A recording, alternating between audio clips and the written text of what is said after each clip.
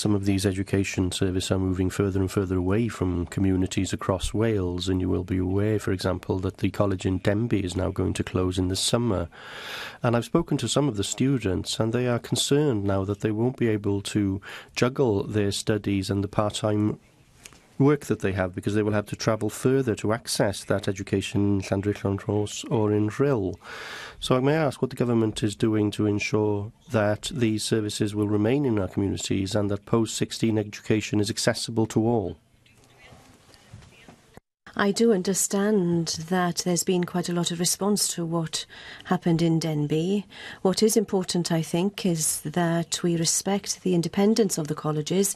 They make the decisions, but of course we have to ensure that we can and enable people in every community to have access now to further education. So we will have to look, I think, at ensuring that we find ways of ensuring that people from those communities are going to the centres where the teaching exists. So, of course, cuts have had an impact on the sector, and what's important is that we have the experts to teach people in the best way possible.